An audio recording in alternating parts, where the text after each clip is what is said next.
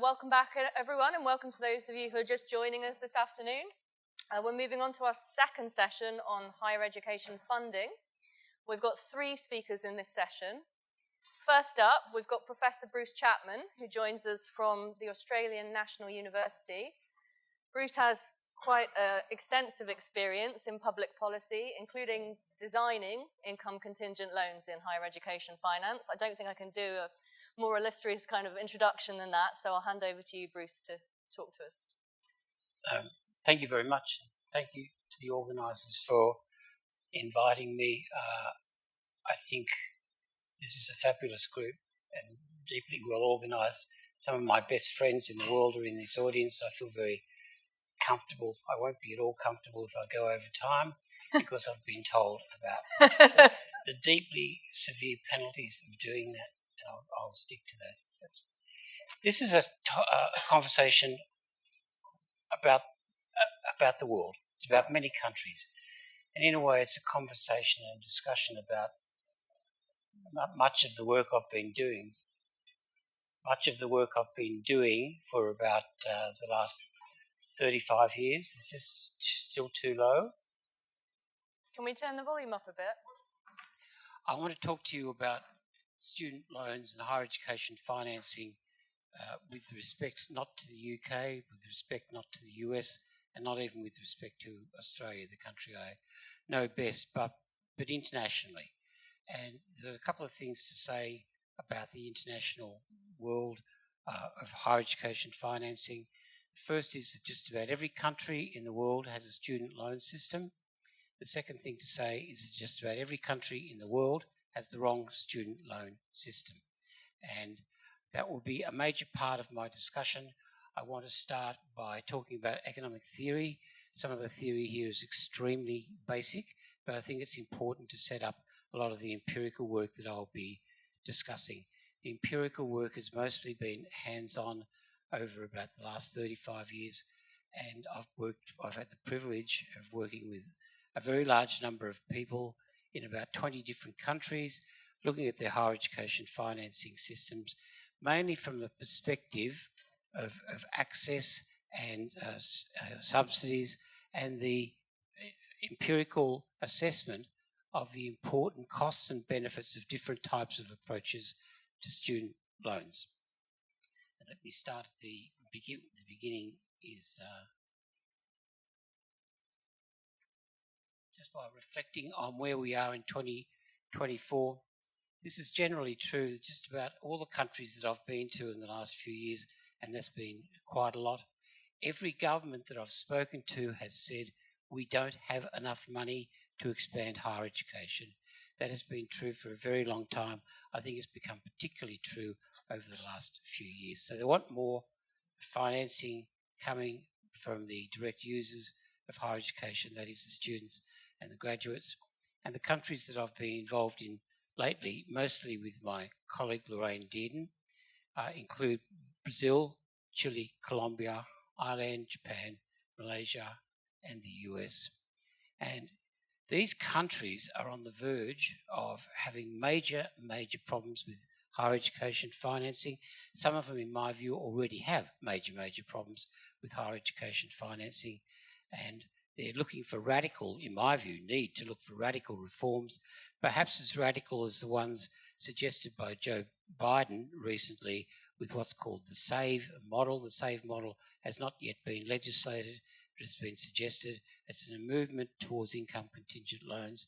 I'm very pleased that my friend and colleague Susan Donosky is here, who will understand much more about the SAVE system. But in all of those countries, the reason that the governments invite people like me and people like Lorraine is that they've got major problems. They've got major problems of defaults on student loans and huge taxpayer subsidies because the students' loans are designed so poorly. We all have our own problems in the other countries, but the countries where the problems are basically about detail are Australia, New Zealand, England, Hungary, and South Africa to some extent. What is the difference is that the latter few countries, it's only about 4 or 5, have got income contingent loans. So if you've never thought about income contingent loans, and if you come from the UK, you probably haven't thought about income contingent loans because the only loan system we've ever had here is income contingent. But the vast majority of countries have got major loan problems because they've got loan systems which are designed on the basis of the capacity, not on the capacity to pay, but on the basis of mortgage type arrangements called time-based repayment systems. It's those countries, which is just about every country in the world, that have got major issues and problems. And one of my goals is to explain that and then to suggest different ways, different modelling approaches, and most important, very importantly, different institutional arrangements that can affect the importance of university financing, particularly for the access of the poor. It's taken me a very long time to understand what the right student loan system was. And when I was first interested in this question of the right student financing system, there weren't income contingent loans anywhere. And the Australian government adopted an income contingent loan. And it was quite a complex political and economic process because there was no precedent. There was kind of some allusion in the textbooks to market failure, mainly from Milton Friedman's work, but that was essentially about human capital contracts and equity.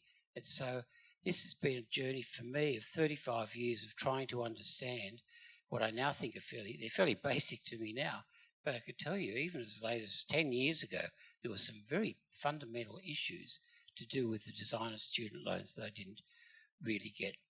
And here are the basic summary points about the right way, in my view, to organise public higher education tuition arrangements.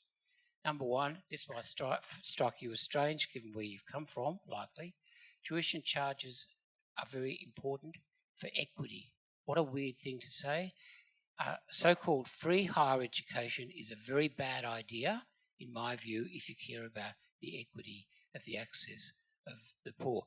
Now, of course, in the United States, there's always been tuition charges, but there have been examples in the United States, political or presidential leadership challenges that have come about with people wanting to advocate so-called free. The case for free is non-existent in equity terms, and I'll try and explain that. It is completely important that there's government support of student loans, and that's because of what we call market failure, and I'll explain that. I don't need to really, so I won't spend much time on this. And here's the big point from my perspective, and I think the data supports this hugely.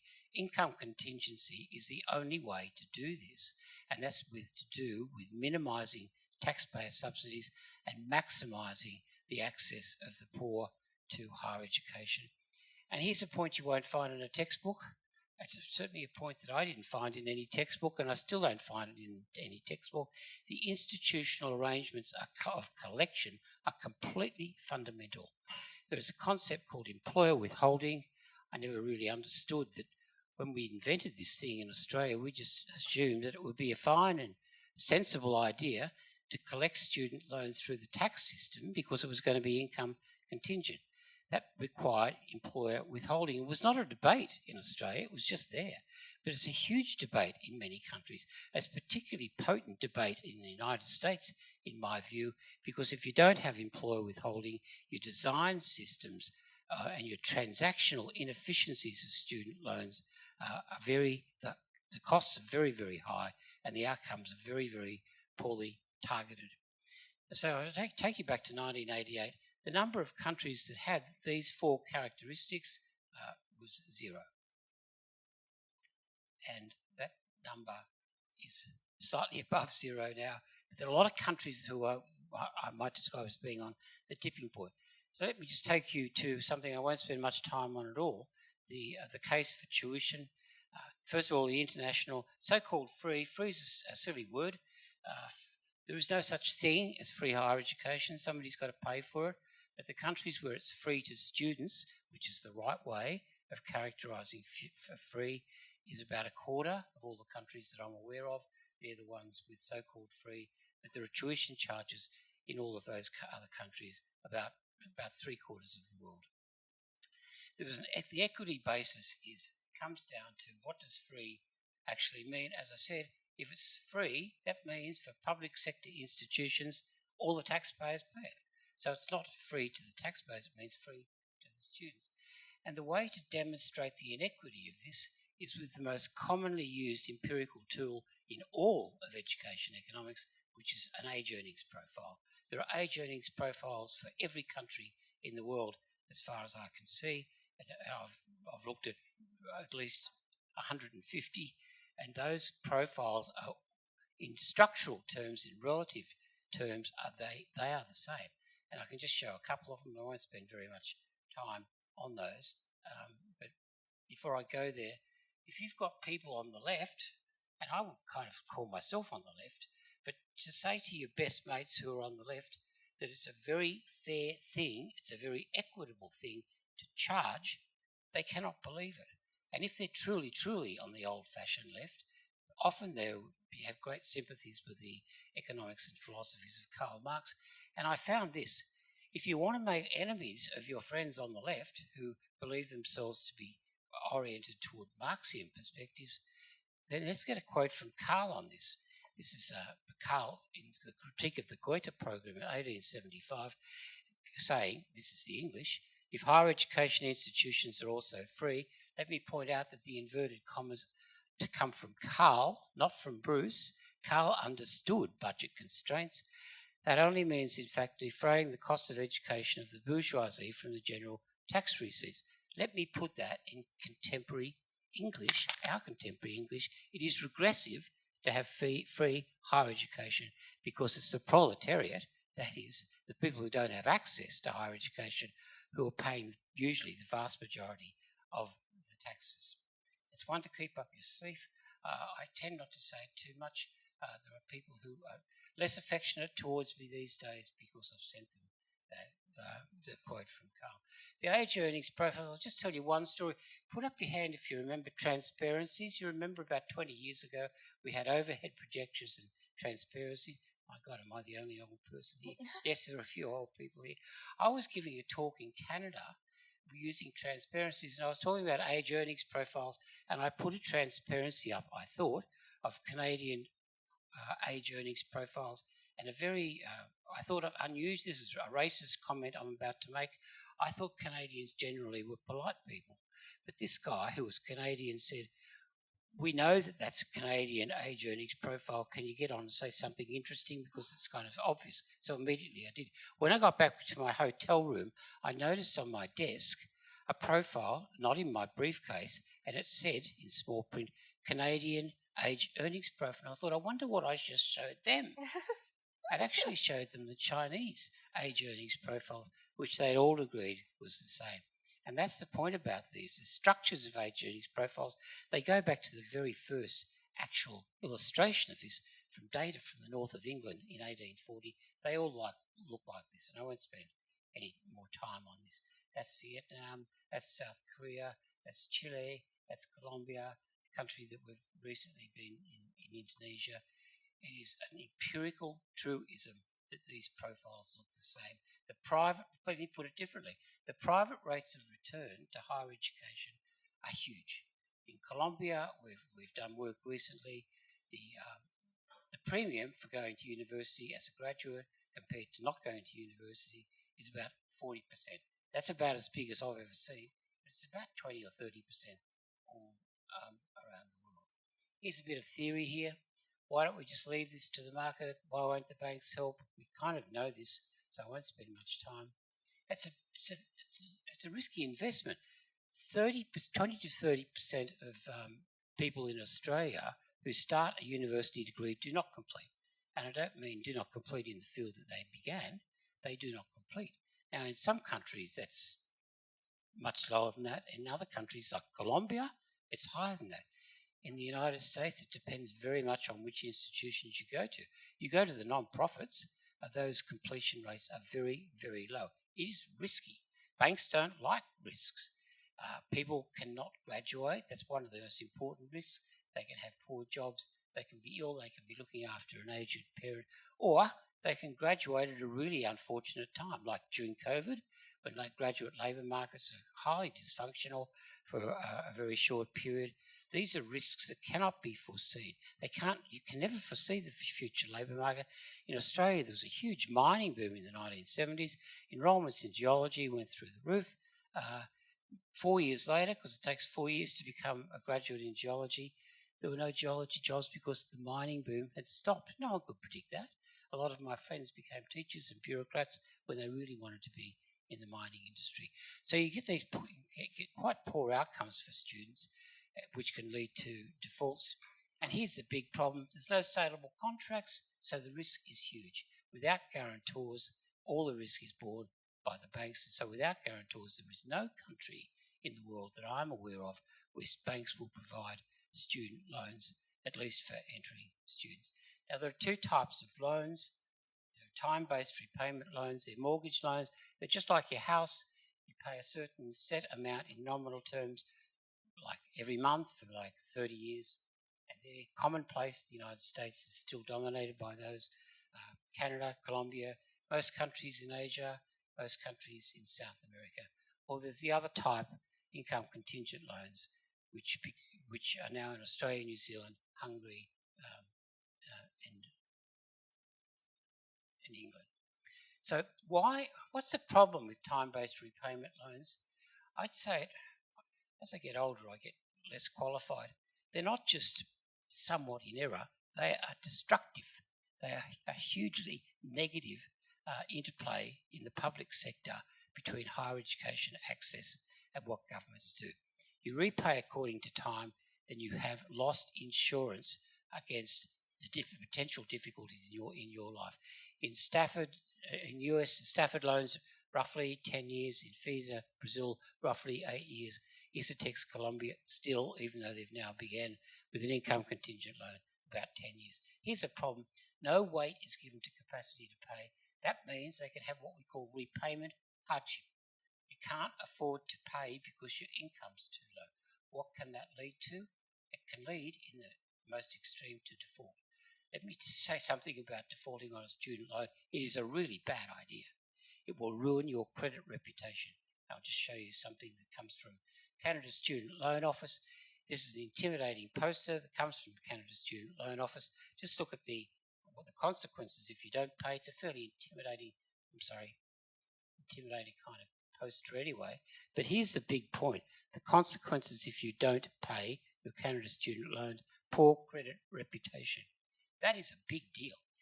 You will find out that if you have not repaid your Canada student loan or any loan in the United States, for example, you won't have access to a housing mortgage or to a car loan.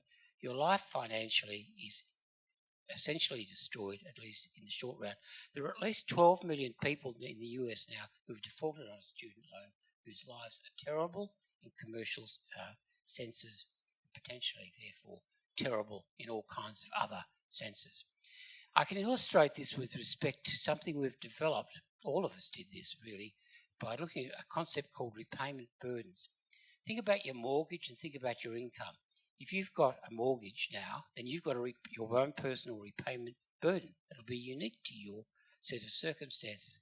It's the amount of money you have to pay in a particular period divided by your income. It's the proportion you have to allocate.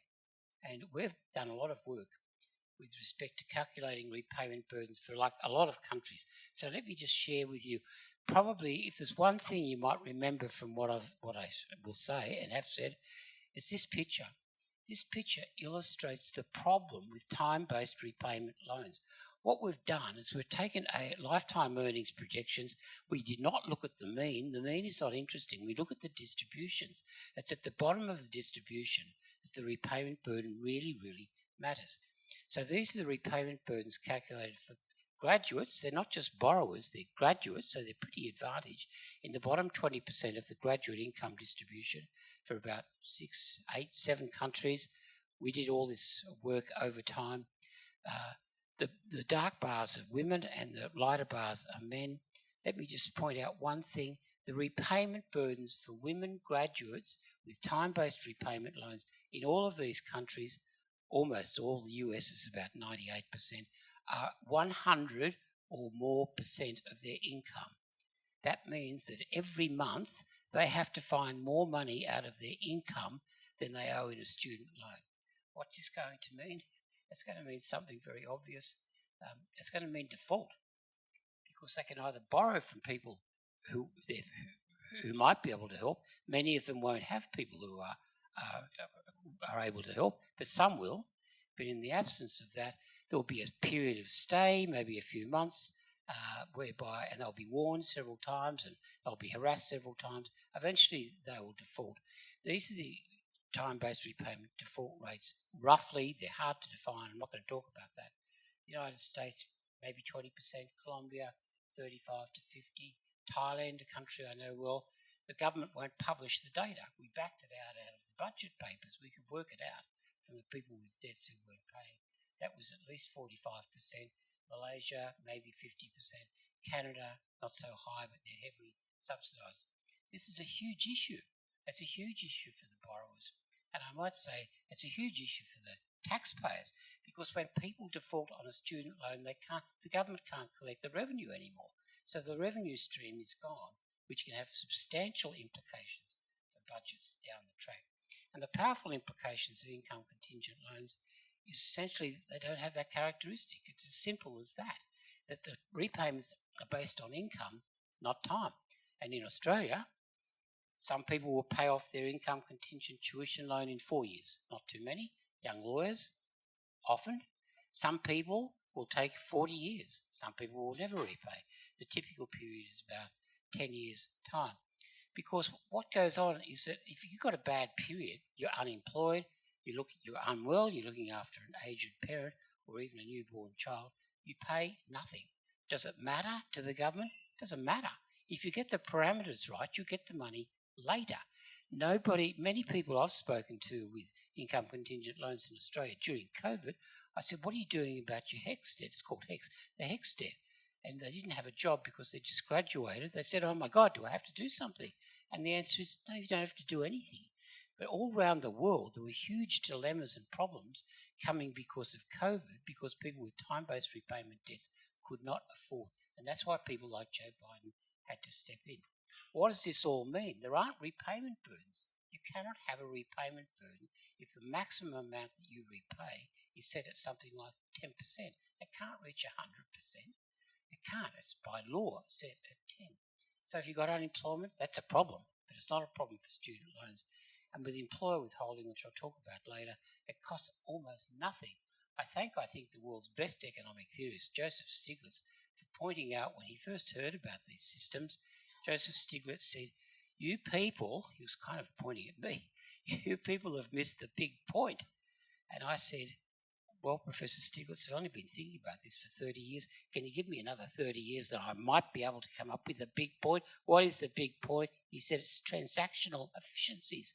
Government can collect these debt at almost no cost because it comes through employer withholding. It's just like collecting income tax. It is trivial. It costs almost close to nothing. We employ 17 people in the Australian government to look after, monitor, measure, collect, report income contingent loans. It's something like 0.0001% of the annual revenue. So there's insurance for the borrowers, almost no cost for the government, and a huge saving in taxpayer subsidies. These are the repayment burdens for the countries with income contingent loans. This is the maximum you can ever pay. And for many people, it'll be zero, depending on their circumstances. Australia's 10%, New Zealand, quite nasty over there, 12%, England 9%, and Hungary is 6%. There are no repayment risk burdens, and as a consequence, there are no defaults. There is no such thing as default on an income contingent loan. There are people who don't pay, but there are no defaults and the loss of credit reputation. I won't talk much about England at all. What was presented this morning was fantastic. On the access issues, poor people are much more likely to go to university now in Australia and in England than before. Here's a big point that I won't spend much time on. It never occurred to me until quite recently. One of the reasons that tuition is really good for access is that the public sector doesn't have to pay for 100% of every new place. The students or the graduates pay for half. So for any given budget outlay, you can get twice as many people enrolled when you're sharing the cost. That is the reason we have this weird conclusion, which is increasing tuition allows increases in access. If it's organised through income contingent loan, it is true that tuition actually helps the poor because the systems get bigger. This is employer withholding. I won't spend very much time. It is just so efficient. You can target on contemporary circumstances. If you use last year's tax return, it's what was going on then that really mattered, not what's going on now. It's really inaccurate targeting, and it's expensive to chase it. And the cost of collecting student loans, every student loan system in the world with time-based repayment systems got huge student bureaucracies. You can get rid of all of those problems by employer withholding. That's the list of the countries that we've been involved in. I won't go through with them, but you can see there's 20 of them, and what a lucky guy I am to have worked with some fantastic economists, including quite recently over the last 4 years. So we've done a lot of work internationally. That's just there to say that. But we worked out eventually what is the kind of policy strategy, and here it is. I think this is pretty important. You go to another country, often invited, sometimes by the World Bank, but often by governments who are struggling hugely with their student loan problems. You've got to find out about the institutions. You've got to find out what their time-based repayment loan system looks like. Then you got to get the data. The data absolutely critical. It's not that hard to get the data to do what we've been doing. And from the data, particularly to do with lifetime graduate earnings projections, calculate the repayment burdens by deciles and to look at them compared to an income contingent loan. Calculate the comparative subsidies to convince government that it's a good idea. And then you can actually design and put in a spreadsheet all the parameters that you need to have the right kind of income contingent loans for that country. And every country will be different because all the graduate labour markets are different. And the thing that is really, really important is to share that information, that expertise with the local authorities. There's one in the audience here, Herman Polito from Colombia, who Lorraine worked with very intensely. Where are you, Herman? Herman is a hero. Herman is one of the Colombian officials who, with Lorraine, designed their income contingent loan system, and it was always Lorraine's goal to have the local authorities' expertise to know exactly what to do, so that when she disappears or just goes back home, or yet another country is after the use of her skills, they've got it all. Because the next minister will come and say, oh, I don't like that bit, I don't like that bit, we have a different interest rate over here. They can do it all and calculate the subsidies. It's an important part of this process. I've got 3 quick examples from recent analysis. We've got to calculate the repayment burdens. We looked at Chile. So you've got to define a particular student loan system. Remember, this is a time-based loan repayment system. We just took the average. That's the interest rate arrangements. And we've got the repayment schedule for the time-based repayment system in Chile of 10 years. That's what it looks like. The red is the nominal, the real is the blue. Constant amounts in the nominal per month. And we ask the question, let's look at the lifetime earnings projection. If you do it at the mean, so when Lorraine calculates the mean for the Chilean graduates, males and females, it is really uninteresting.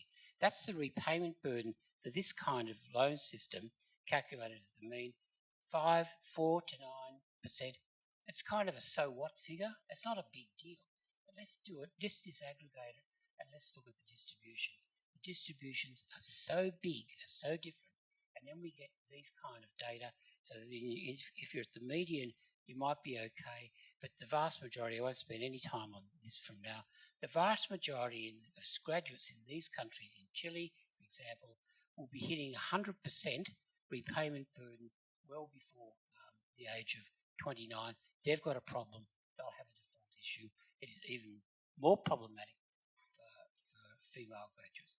That's the basic story. Don't look at the average. Look at the distributions. And when you do, you'll say, oh my God, the time-based repayment loans. Just look at Chile and Colombia. I work in Colombia. This is a slide that Lorraine will talk about a little bit, but I just wanted to present these data. The great thing about Colombia is they got all the data. They followed the same people from 2006 to the end of their loan repayment period to see what the non-repayments were, which were very substantial, and they could work out, Lorraine did with Haman and others, what the burdens look like. There's some interesting things here. I'll just point out one or two of them. Some people, even when their repayment burdens were low, still didn't repay. Why is that? They didn't have employer withholding. They just avoided it. So there's a lot of lessons in that, but to come in conjunction with the work that we've done with respect all around the world. Just one quick point. A brilliant bit of work that Lorraine did with the Colombian officials was to ask the question, let's look, but this is real data. The people who defaulted in 2006, let's artificially give them an income contingent loan instead of the ones who eventually defaulted. What do the repayment experiences look like for the government? And these are really important because if they don't pay, then the taxpayer is picking up the tab. So the blue is ISATEX, that is the current system, and the red is the income contingent loan. That is the projected, on the basis of the ICL system they designed, the projected revenue streams. The blue is slightly above, but eventually it's not, and then the red beats it all over the place for the defaulters, and that's, of course, where you want to have the focus. This is such a good idea for governments, and the Colombian government has recognised that. One other thing I'll just say very quickly. We looked at bank loan subsidies. It was kind of interesting. When we got to Indonesia, we couldn't understand why they wanted us to get there so quick, and it's because the Department of Finance was making a deal with a bank that they could come in and solve their student loan problem, and they needed us to turn up and say, no, you must not do that. And what Lorraine was able to do with the projections of Indonesian lifetime income data was to do the calculations of the subsidies if it went to bank loans compared to an income contingent loan. That was basically the story. The subsidies would cost the taxpayers 35% of the outlays. The ICL they designed approximately zero. I can deal with this in questions. I want to finish now before I get guillotined. Here's a rough summary of where we've got to over all these years. There are some countries, I think, in template are basically close to the ideal, and they're the ones there. The ones that are apparently close to tipping, and I'd really like people from the US to tell me about this because I don't know. Colombia's already started. Indonesia seems to be very keen. The US, I don't know what will happen there, but the way SAVE has been described by Joe Biden looks a little bit to me like an income contingent loan. And there are others close, in my view. That's the politics we don't know. Brazil, Canada, Chile, and Japan. And there are some more or less in the category of don't call us, we'll call you, which means we won't call you, even though we've done the work there. The politics, let me assure you, the politics is so potent, and I think those bottom ones aren't possible for quite a long time. Thank you very much.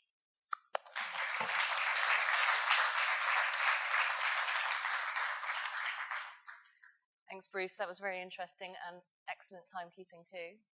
Next up, we've got Jack, who's walking up. He's still got to get mic'd up. But Jack is a reader in economics from the University of York. Previous to joining York, he was at the IFS for around about a decade, where he ended up the associate director co-leading the education and skills group. I'm going to talk about some challenges in higher education funding in the UK. I've got quite a lot of slides here. Some would say too many, but it's because there's a lot of ground to cover. Hopefully I'll be able to do that in a way that's interesting. Okay, so I'm going to start with a bit of history, a very brief history, and that is that traditionally we were a country with low participation rates and no or low fees. So you can see from the orange line the student number trends over time, and obviously it was even lower going back before 1980, but we saw a dramatic rise in student numbers in the late 80s and through the 90s that have somewhat tailed off in the 2010s, and then a recent pickup which is actually mostly due to international students. We've also seen a very big shift from this system of no fees to a system of high fees, with this very notable moment in 2012 where we see this jump from sort of £3,500 fees to 9,000 fees. And actually that jump I think is really important, and I want to talk about it a bit more. So I'm going to dive into some of the motivating factors for for the 2012 reforms, because I think there's some important lessons that we can learn from what the thinking was back then, what's happened subsequently, and how that influences where we are now and what we should do going forwards. Okay, so the 2012 reform was off the back of the Brown Review, which is a big review commissioned by the previous government, the Labour government, before the coalition came in and actually enacted the reforms. And the main concerns, well, actually the primary concern was financial sustainability of universities, which was in the context of rapidly rising participation. So we saw student numbers were going up a lot. It was also the case that the government was giving a lot of money per student to universities, so the government support for each student was quite high. And there were concerns that as student numbers continued to grow, the government wouldn't be able to sustain this level of funding, and the universities would get less money over time. So that was a primary concern of the Brown Review, and that really was at the forefront of it. But in addition to that, despite there were some other concerns. So despite these rises in participation that we saw overall, participation from underrepresented groups, as was worded in the Brown Review, was still a problem. So there are lots of areas of the country, for example, that had very low participation rates, and the reforms were, believe it or not, trying to address these. An additional thing that was concerned about was competitive incentives for universities domestically. And the idea here was that universities each faced individual student number caps, which were actually enforced quite strictly by government. So even though there were an overall rise in student numbers, there were still, in each year, strictly enforced student number caps. And it was felt that there was lots of excess demand from most universities, and so they were just going to fill up, and they get their money from government in the teaching grant, and therefore they didn't have very sharp incentives to provide high-quality education for students. And so this was a concern, and the Brown Review talks about kind of giving the power to discerning students to try to get universities to start competing on quality. And then a final criticism, which is just something that you hear all the time, it's still very much criticism today, is that the system wasn't very responsive to changing skill demands in the economy, i.e. there's sort of a slow feedback loop from where are the shortages in the labour market, so shortages of skills in the labour market, and what graduates are choosing to study and go on to do. And so this was another concern of the Brown Review. So yes, the 2012 reforms off the back of this Brown Review, the big headline thing was this increase in tuition fees to £9,000 a year. But actually the reforms really weren't just about that. In fact, Brown himself recommended no fee cap, so completely removing the fee cap, but instead that there would be this levy, the Brown levy as I'm calling it here, which meant that universities, once they charged over £6,000, they actually got less than this in the fees. They would get less than this in the fees that they received. So if they charge £6,000, they get £6,000. If they charge £9,000, they only get £7,650. So the rest kind of goes back to government, was the idea.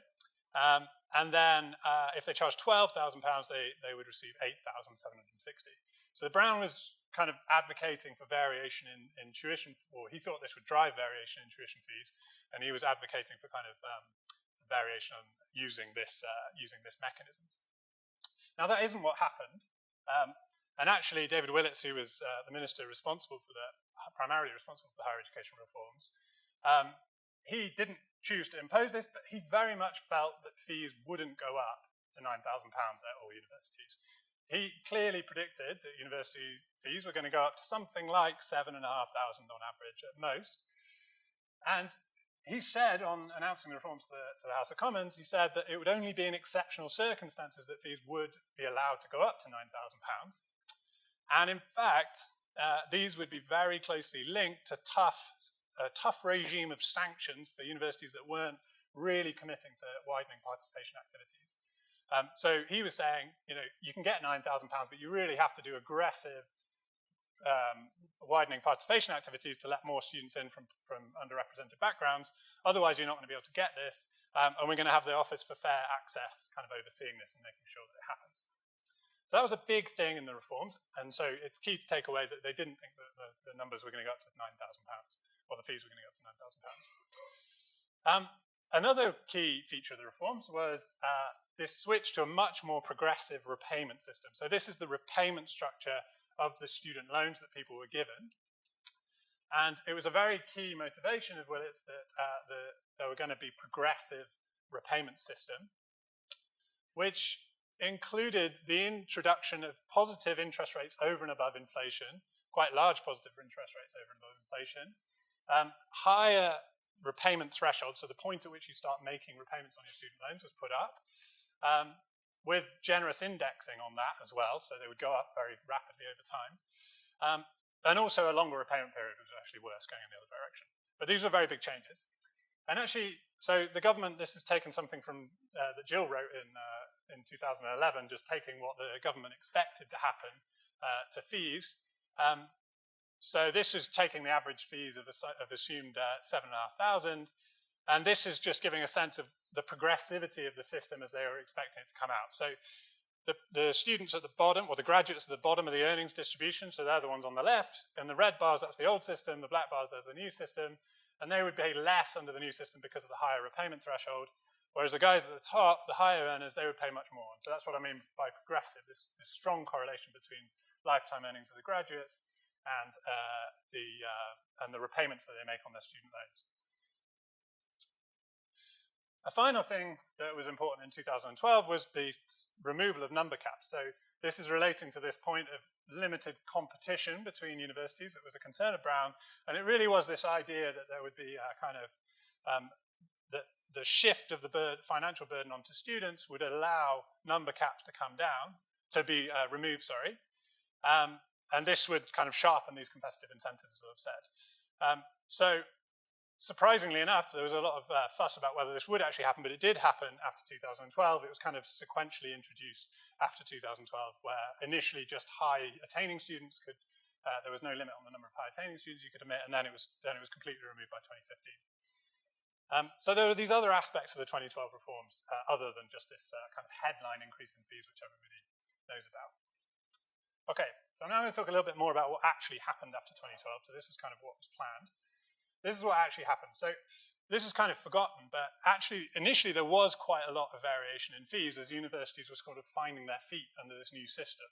So there was a lot of speculations that universities would genuinely be losing students if they set fees at £9,000. And so what you see here is at the lower end, so the lower ranked universities, oh no, I don't know how to use the pointer. Oh, yeah, it's obvious, okay. The lower ranked universities, you can see these blue dots are the kind of, sorry, I'm so shaky. But the blue dots are the average fees that they were setting, and then the red dots are the net fees once you took into account things like fee waivers that they were offering typically to poorer students.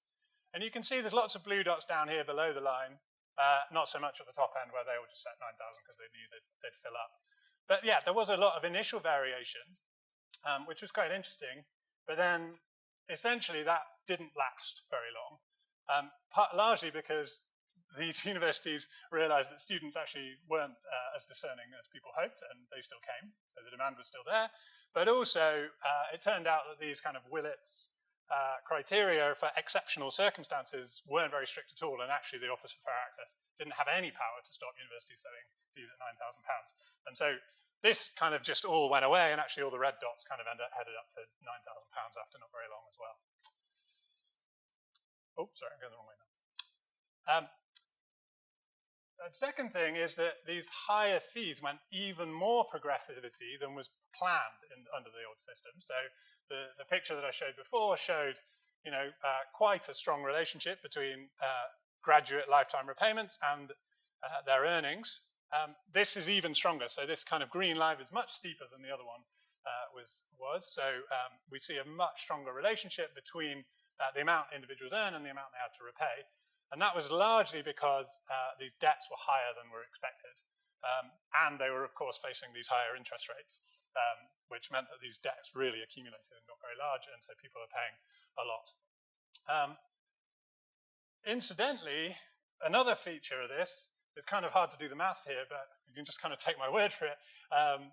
The government contribution to higher education actually remained roughly the same pre- and post-reform. So rather than going down and there being a shift in the burden from the government to students, it was actually the government paid the same, and there was a transfer basically from students to universities. And universities were the real winners. So they got an increase in funding of around 30%. It's not an increase in funding of triple It's not tripling because there were also teaching grants that were taken away in response to this, but the overall numbers were about a 30% increase in university funding. Okay.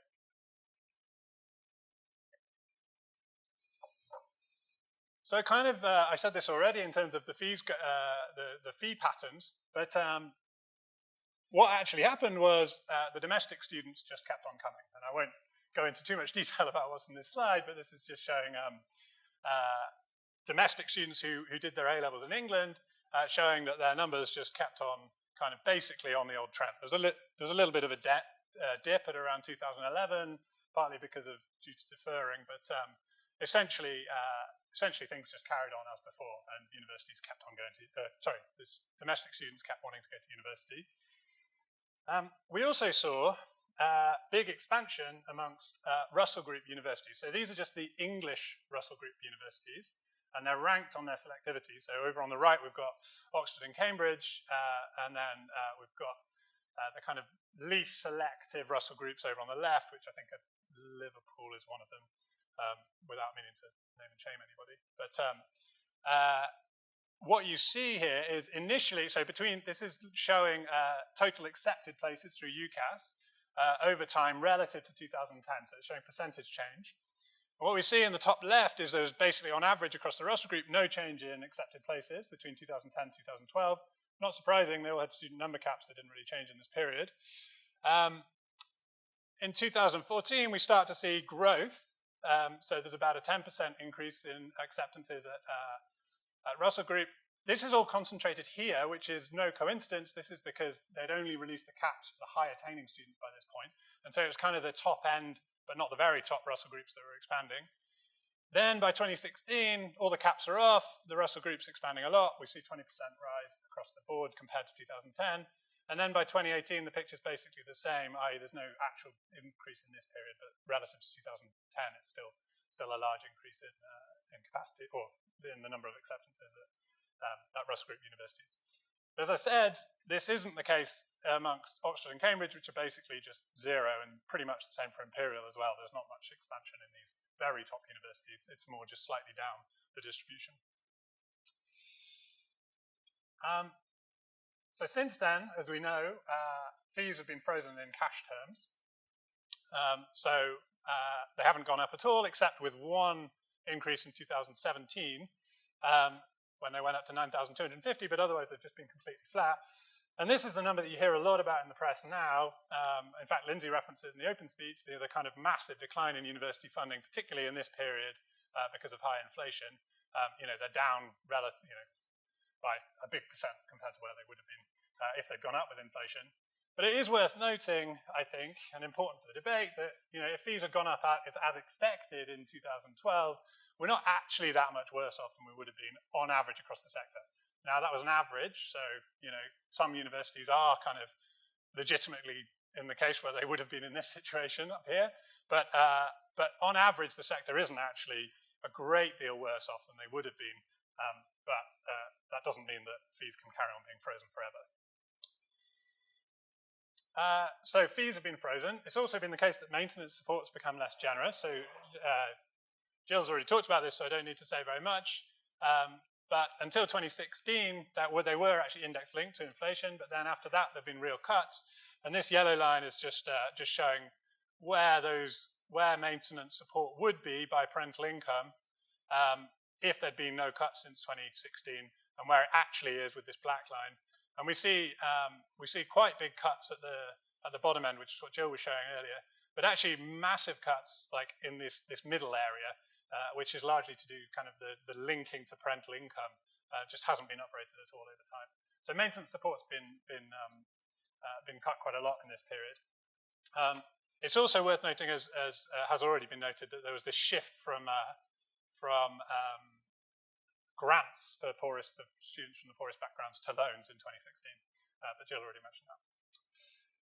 Okay, so what's happened to access? So, it was a big thing that the 2012 reforms were supposed to come hand in hand with improved widening participation policies at universities. And so I've just collected a little bit of data on this. So this is looking at the share of students within each university group that come from households which are poor enough to qualify for free school meals. It's by GCSE cohort, which is kind of confusing. They're going to university typically 2 or 3 years after they take their GCSEs. So I've drawn, that's the 2012 reforms line here. So these are the cohorts that are going after the 2012 reform. Sorry, I didn't have time to change the access. But basically, the story here is there have been some improvements in access of free school meal eligible students, but these are all at the lower ranked universities. There's nothing going on at the top ranked universities, pretty much. You might say, okay, well, free school meals is very deprived, but you know, even if you look at the bottom 20% of POLA, which is this like measure of local neighborhood participation, you don't get a particularly impressive story here either. The top universities are still not really letting in more people from underrepresented backgrounds at all. So why do we think this is? Well, I think the universities have spent quite a lot of time kind of playing lip service to some of this stuff. You know, they have to fill in their widening participation plans for getting their 9,000 fees, of course, which is important.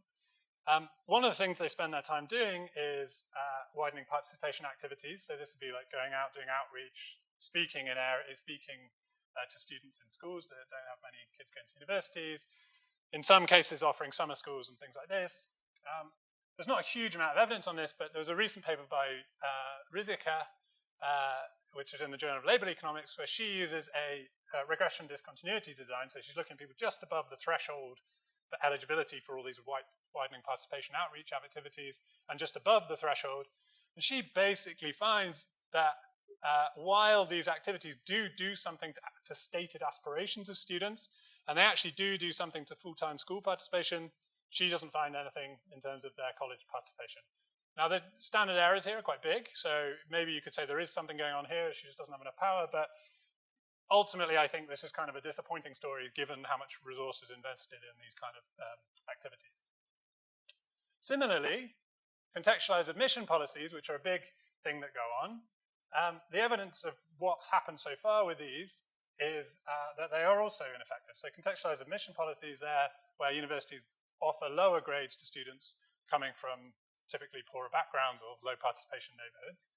Now, there's not a huge amount of evidence on this, but there's a paper by Sen who does a kind of difference in difference design where he compares universities that brought out the policies earlier than the ones that brought it out, than some other ones that brought out the policy later, to try and kind of pick up the true effects of the policy.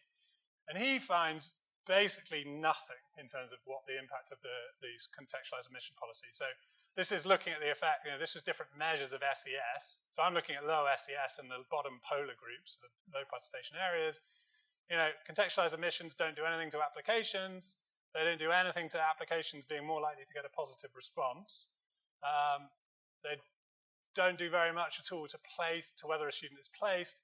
And okay, we get a bit of significance here, which suggests, there's some effect on enrollments, but this is really small and not consistent across different measures of SES, which to me says, these policies are kind of there. They're being put in the widening participation plans, but they're not really sort of aggressively being used. If anything, I think they are, of the people who are applying, they might make lower offers too, but they would have made offers to those people anyway. It's kind of the message I take from this. Now, this evidence isn't perfect, and I'm happy to be proven wrong on this, but this is my take on what's happening so far with contextualized admissions. I would also say, there's evidence from other places in the world, like percent plans in Texas, that if you make it really clear that students are going to qualify for lower admissions criteria, then they do actually react. So it's not that contextualized admissions policies are rubbish per se, but I just don't think they've been very effective so far in the UK. Okay. The next thing I was going to say was that international student numbers, which were actually flat after the 2012 reforms, have really started to rise a lot lately.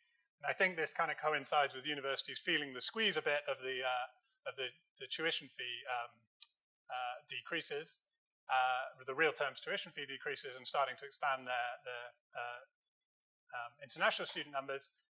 It's interesting, I think, that nearly all of this, or actually all of this, is due to postgraduates rather than undergraduates, so a massive increase in postgraduate numbers.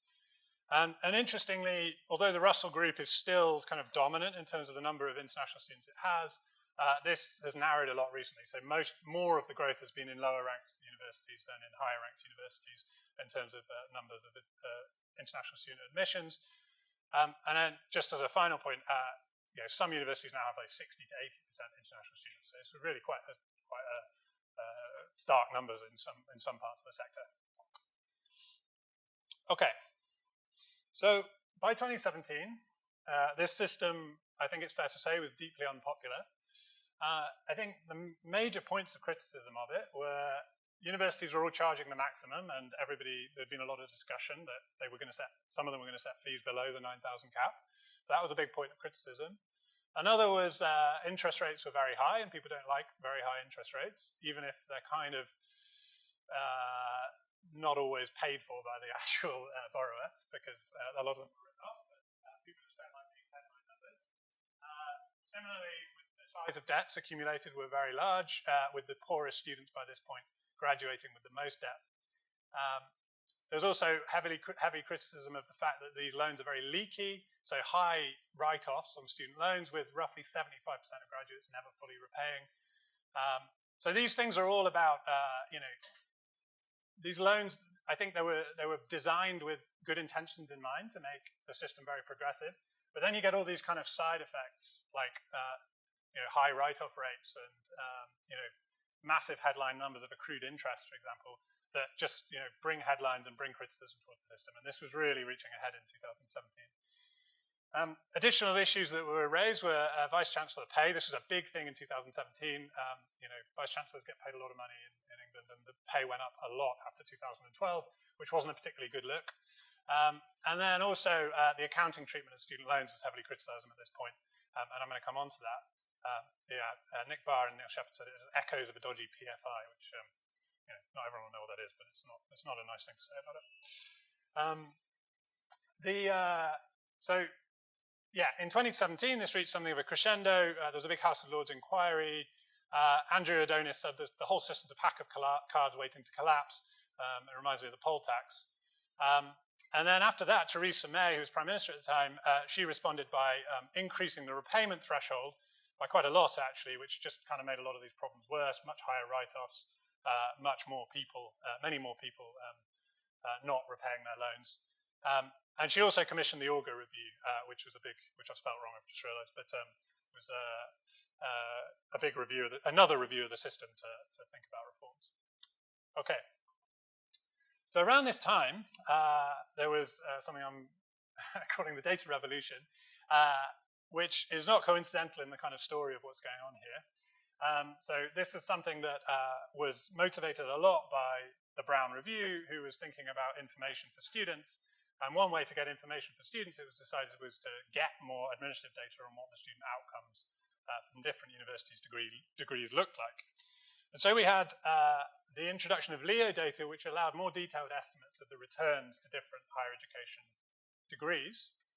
So this was linked data that linked together school, university, and tax record for everybody who went to secondary school in England.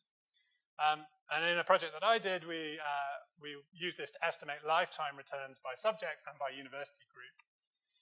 We only observed earnings up to age 32, so we had to do some kind of later prediction and then some kind of fitting of a counterfactual, which is all speculative, imperfect stuff. For this we use a kind of basic regression model and do some simulations and control for things like student background and prior attainment. And what we did was we simulated all these things to try to work out kind of individual private returns to university, but also taxpayer benefits from different university degrees. And what we show is there's a huge degree of variation across the sector. So up here we've got private returns in this direction and we've got taxpayer returns in this direction. So this is, the private returns is after you've paid your taxes and paid your student loans. The taxpayer returns is kind of the opposite. Once you pay out the upfront loans, but then you get back additional taxes and you get back the student loan revenue. And what we see is a very strong correlation between these two things, of course, because the people with high earnings have high private returns and pay a lot of tax. But we see huge variation where, for men, this is showing medicine and economics. There's massive private benefits, massive taxpayer benefits. But further down the distribution, we actually have some courses where we see actually negative private returns. So they lose out from going to HE over their lifetime, and the taxpayer loses out from these subjects overall. For women, everything's kind of the same, but squashed and moved up a little bit. But we now have a lot more in this quadrant, which is there are private benefits, but not taxpayer benefits. Interestingly, we do this by university group, and mostly by university groups, things are positive. In this upper quadrant, this other least selective group here is just on the margin. So there's private benefits to go into the least selected universities. The taxpayer breaks roughly even on those universities according to this. And similarly for women, slightly better. Okay.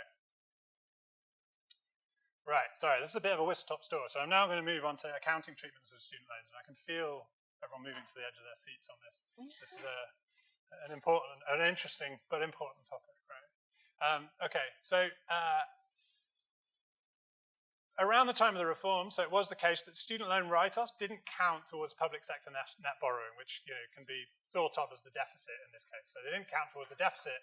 And you may remember from this period that there was a very big focus on deficit spending because George Georgetown was in charge, and they really wanted to cut the deficit in this period.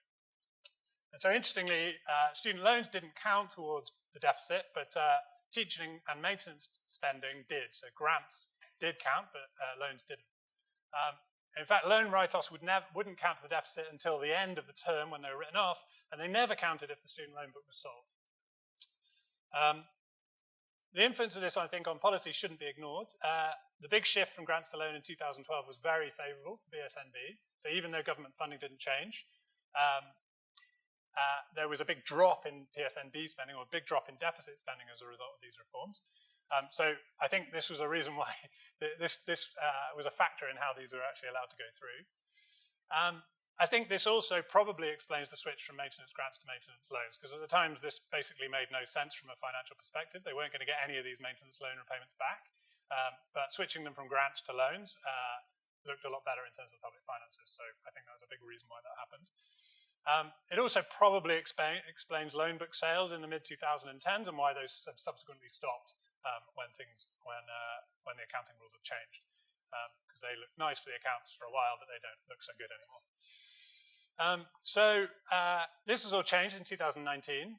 So expected loan write-offs would contribute to PSNB, which is much more sensible. The loan book sales have stopped since then. We've also seen subsequently a considerable shift towards making these loans less leaky. So I'm now going to talk about some recent policy developments. I want to hold those 2 points in mind. So one, we've had new evidence on the variation in returns to higher education. So before that, it was just like there was one number that everybody cited. There's a benefit of £110,000 to go to university. Now there's this wide variation in the estimates that depend on what institution people attended or what subject they attended. So that's one. And two, there's a really big change in the accounting rules to make it less attractive just to kind of kick things into loans and not worry too much about loan write-offs. And so what we got after that with this government was more major changes to student loans. And so this is trying to capture that. So the green line is the old system, pre-reform.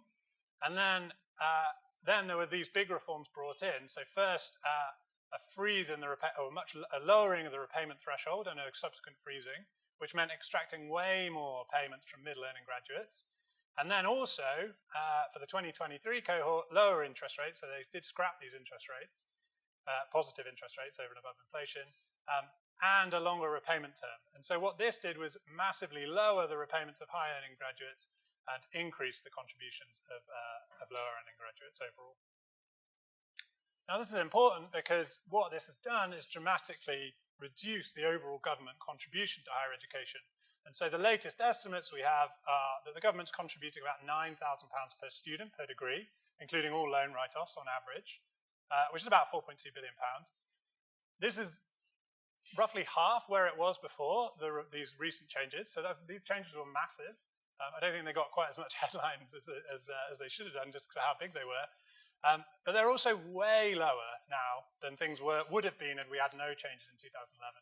So to an extent, this is kind of the success story of Brown eventually 12 years on, in that, the government contribution really has shifted that away, so that it's the students who are paying for higher education rather than the taxpayer. So this really was the aim to get this sustainable higher education finance system that we were supposed to be getting. So it isn't costing the government that much anymore.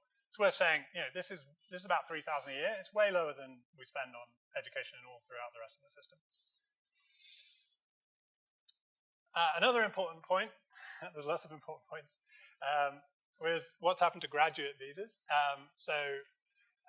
Graduate visas, so there's like a generous graduate visa that allows students up to 2 years to stay in the country, to find work. This was kind of restricted in 2012 and resulted in flat growth in international student numbers in the next period. But then we've seen a big rise towards the end of the period, not coincidentally, I think, with the reintroduction of the graduate visa route. This is basically the same as the old one that was here.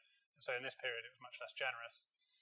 This is the thing that was announced today that they're probably keeping, but don't know if it's actually going to happen.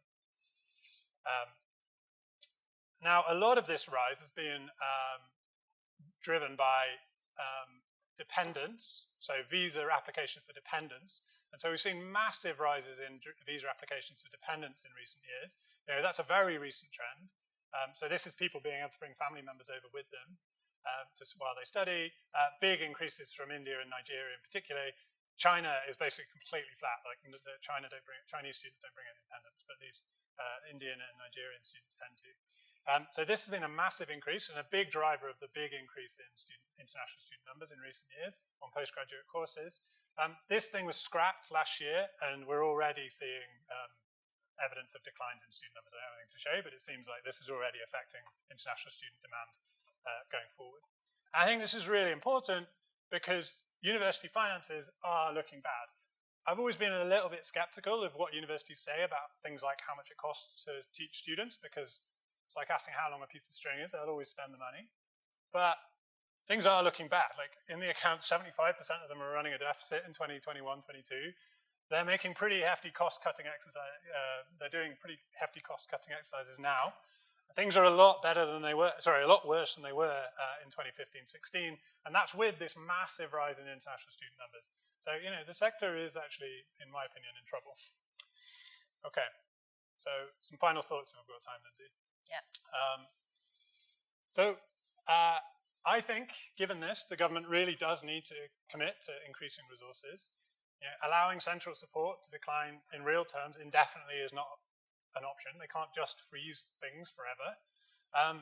Getting student support right is obviously crucial, and so is increasing fees. And I think it's important to note that in context, this system just isn't very expensive for government now compared to where it was historically. It's much cheaper. I don't think it's crazy for fees to be lifted for government. It wouldn't be that expensive.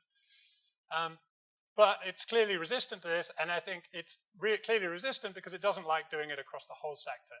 The government views a kind of big range in the sector. It sees the selective universities, and then it sees the lower end, and it thinks the lower end shouldn't be charging these high fees, and it wants to come up with a way to kind of deal with that. At the moment, it's just kind of sat on its hands and not been able to come up with a solution, and things have just stayed flat.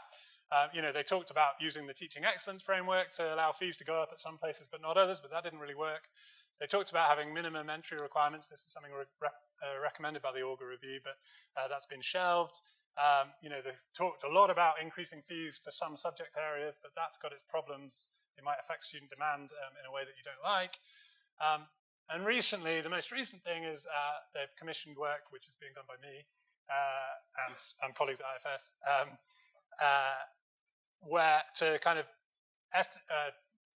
calculate a new value-added metric for universities, possibly with the idea that this could be linked to tuition fee rises or teaching grants or to number caps or something. But something needs to happen.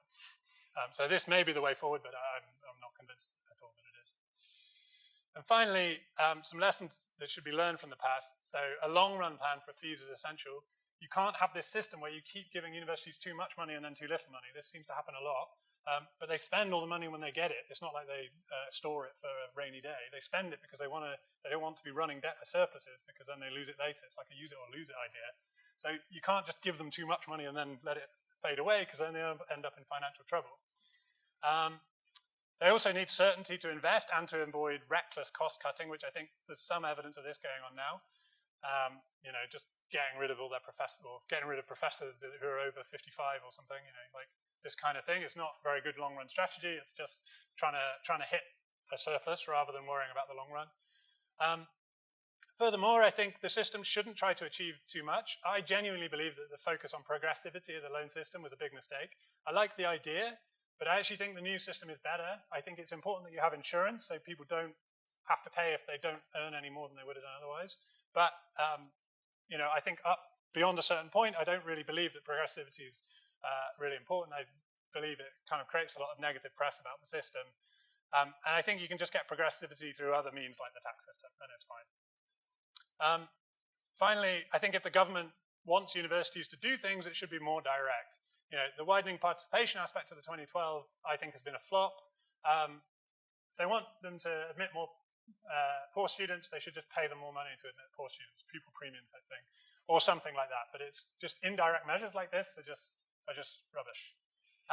And similarly with other undesirable features, vice chancellor pay, regulate it properly if you think it's too big.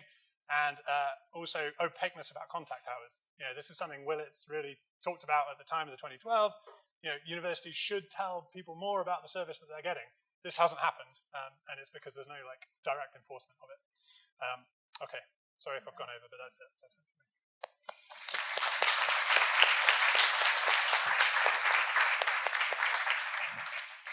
Thanks very much, Jack. You covered a lot of ground there. That was very useful for teeing us up for the policy panel discussion later too. So now, last but definitely by no means least, we've got Sue Dynasky, who's come from Harvard University to talk to us today. Sue's an economist and the Patricia Olberg Graham Professor of Education at Harvard University, and her work's focused on understanding and reducing inequality in education.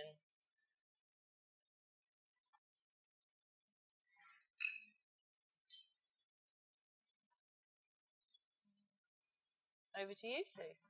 All right. Can you hear me? Yep. All right. I will not say that I have too many slides. I don't have many slides at all. So your coffee and your tea are within sight. I'm going to start with the lessons, actually. So what I'm going to show you is basically cautionary tales from the U.S., like what not to do. And I'm linking them up to what's currently being discussed, it looks like, in terms of changing the system. I'm also going to be talking more about not just higher education, but further education. So in the US, the two systems are unified in their student funding. So the same student loan system lends to students going to community colleges, getting vocational training, as well as to students going to places like Harvard. So, and the profiles of the students and the institutions are vastly different, and things don't fit together very well, and some things go wrong when policy is set for one type of student, but it falls on another type of student. So I'm going to show you a lot of that. All right, so just as a backdrop, student loans in the US, this is household debt in the US, and this is the non-housing debt. I can show you quickly. Housing debt is most of debt in the US. That's the blue. So the red is non-housing debt, and this is that blown up. And the red on top there is student loans. Right? So student loans have grown to be a pretty big chunk of household debt. Some of this is explained by higher participation, larger population, right, because this is denominated in dollars. But a lot of it is just higher borrowing per student than we used to have. Okay? And to be clear, we don't have an income contingent loan system like you do here, or as the one that Bruce described in Australia. Our students pay by time. The standard time frame is 10 years. And we, because there's no formal income contingency, we have students get into trouble for fairly small loans. Because basically they get a bill or they don't get a bill because the government lost their address, so the servicers lost their address, and things go wrong quickly. All right, So let me just describe a little bit of the structure of student loans in the U.S. So before 2010, seems like a lot went on in this decade between our two countries. We actually had loans whose terms were set by the public sector, but were given out by the private sector. Okay? And this is because historically the U.S. doesn't like government. Right? So we wanted to sort of pretend that we had a private student loan system.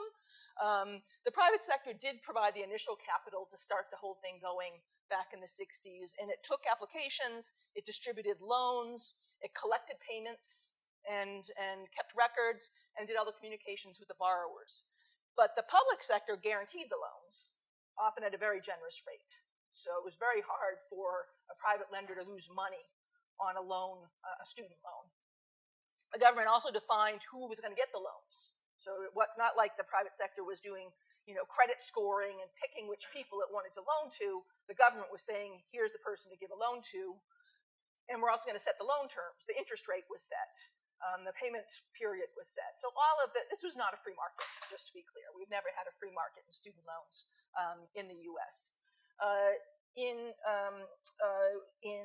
2010, this is during the Obama administration, we had some changes. So basically, the government took over a bunch of the functions of the private sector, and now the U.S. government provides the capital, takes the applications, distributes the loans, yada, yada. A bone was thrown to the private sector in that all those banks that previously had been making loans and collecting them now collect them. So they're now loan servicers. So we don't have collection through the tax system. Right? Instead, it's a set of bills that go to people, get collected back, and it's done by the private sector. Okay? And poor quality in the contracts written with this sector and the services provided have led to a lot of the problems that we've seen in our student loans. I want to give you some terms. Maybe we should have this at the start of the day in terms of what's what. So when you guys have been talking about higher education, talking about the British system, that's like a minority of the post-secondary system you hear talked about in the United States. So when we talk about post-secondary in the United States, we're including what you call further ed. Okay, so public two-year institutions, interchangeably are referred to as community colleges. They provide both vocational as well as academic degrees. In theory, they're an entry point to higher education, but the transfer rates are abysmally low. So the grad rates are quite low, the transfer rates are quite low at our two-year community colleges. The for-profit sector plays a big role in this area as well, in further ed. So all of the less than two-year institutions basically are for-profit institutions. And for-profit is commercial. You call them commercial here, right? So it's companies coming in and starting up their own businesses to provide education. Higher ed consists pretty much of the nonprofits. That is the Harvards, that is the Stanfords, that is a whole sector of nonprofit schools. And then, but largest is the public 4 years. So those are the public institutions, which enroll the vast majority of students. Okay, so in terms of student debts in the U.S.,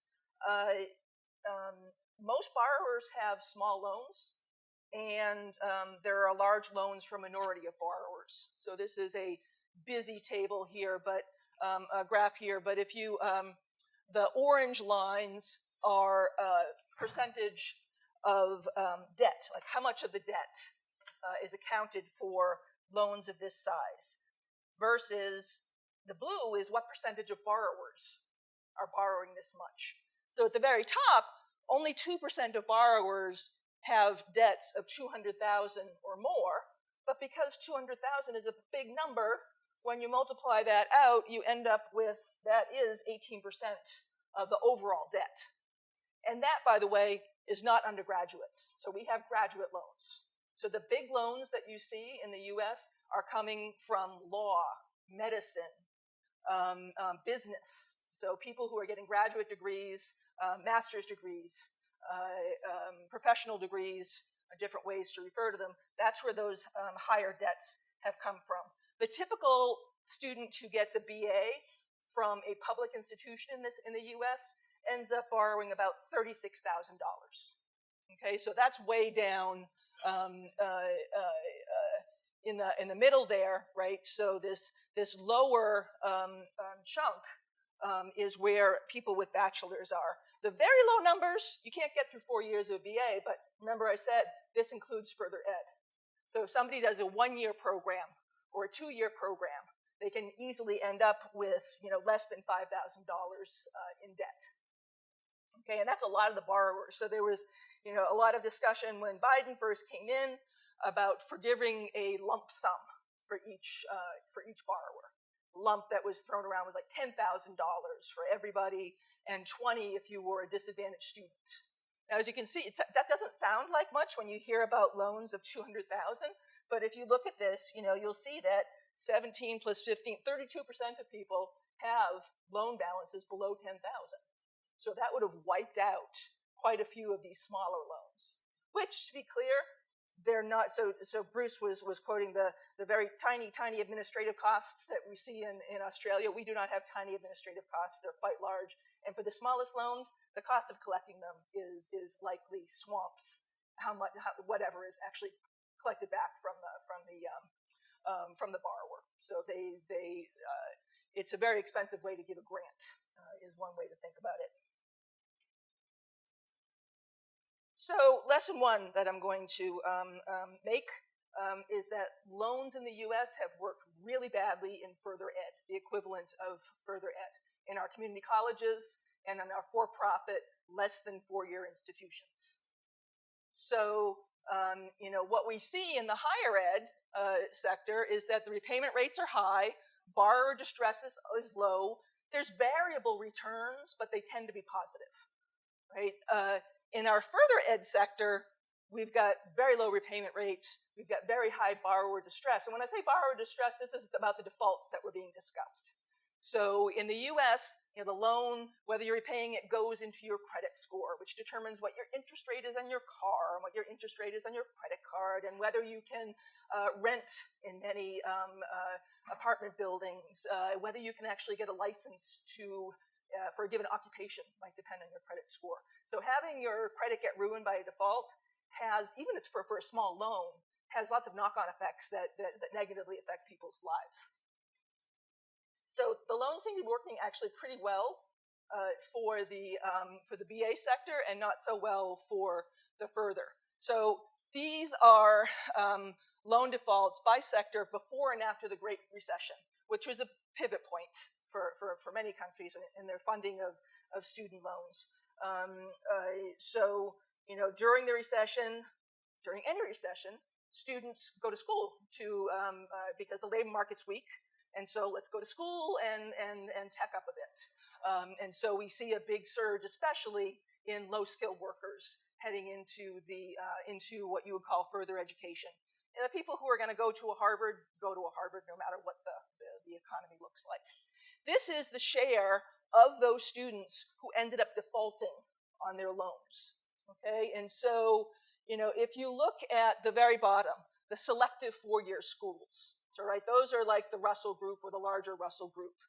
Only 5% default in the period before the recession. It went up to 6% with the recession. Not much impact. These students are getting very robust degrees, and their employment prospects are pretty well insured against recessionary shocks. Go to the top, the for-profit institutions. These are the ones that run the coding programs, and they teach culinary skills and so forth. The default rates have always been high, 18% even before the recession, and it shot up to 28% after the recession. And everyone borrows to go to these, to be clear. They charge very high tuitions. They're not supported by the government, right? The public schools are supported by the government, and so can charge below the cost of educating a given student. These for-profits are not subsidized by the government in terms of their operating expenses, and so they charge what we call a sticker price that is quite high, and then the students borrow a ton in order to go. So they end up with very high loans for a very low payoff. even the community colleges, and this is the public further ed, it's the same type of student. Actually, the two sectors, the for-profit sector and the community college sector, overlapping enrollments. Yeah, same type of student, disadvantaged, older student, returning from having dropped out for a while, right? So the most vulnerable students is how you can think about it. Most financially vulnerable students, and what we saw in the recession is that many of them went into school to retrain, borrowed, and then returned to a still operating recession and did not get much in the way of payoff and pretty much defaulted immediately. And you can see that basically the default rate rises as selectivity goes up, right? So you can think, and roughly for BAs, it's never terribly high. People who get a university degree, the default rates are never very high. All the problems are in our further ed sector. And I'm hammering on this because there's this, appears to be this proposal for a lifetime learning account, which would have you borrowing not just for university, but also for retraining and further education. So you're proposing kind of to turn to a US model, and I'm saying don't do that because it doesn't work. This is not a one-size-fits-all policy, is what we've seen. The job training, I think, is not something students should be borrowing for, right? Job training is vocational training, probably a continuation of the K-12 system.